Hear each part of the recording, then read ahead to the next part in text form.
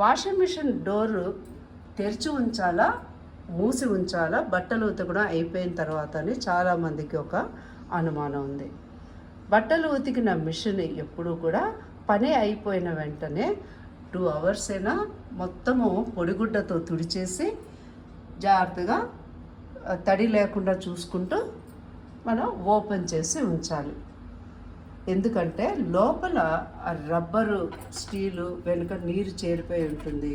మనం ముయ్యడం వల్ల తేమ చేరిపోయి అందులో బ్యాక్టీరియా పెరగడం, బూజు పట్టడం, దుర్వాసన రావటం, లేదా ఒక్కొక్కసారి దీనికి తుప్పు కూడా పడుతుంది.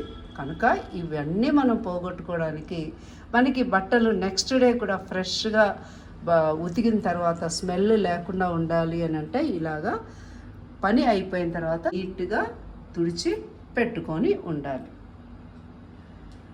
పొడిగుడ్డతో చక్కగా తుడుచుకోవాలి. రబ్బర్ దగ్గర ఎక్కడ కూడా నీరు లేకుండా చూసుకోవాలన్నమాట. ఇది టాప్ లోడ్ మిషన్ కానీ ఏదైనా కానీ ఇదే వర్తిస్తుంది. మిషన్ ఎక్కువ రోజులు మన్నికగా ఉండాలంటే దీని మెయింటెనెన్స్ చాలా ఇంపార్టెంట్. చాలామంది పని అయిపోగానే ఏమైనా పురుగు అవి వెళ్తుందనో లేకపోతే బొద్దంకలు వెళ్తాయనో వెంటనే డోర్ మూసేస్తూ ఉంటారు. పాత బట్టలు ఉతికకుండా ఉండేవి వేసి మళ్ళీ మూసేస్తారు. దానివల్ల ఆ చెమట వాసన ఇవన్నీ కూడా చేరి మనం ఎన్ని సర్ఫ్ లిక్విడ్స్ వేసినా కూడా అదొక టైపులో బట్టల వాసన వస్తూ ఉంటుంది. కనుక ఎప్పుడూ కూడా పని అయిన తర్వాత ఇలా పొడిగుడ్డతో చక్కగా తుడిచేసి 2 hours అయినా ఇలా ఆరబెట్టుకొని ఉండడం చాలా మంచిది.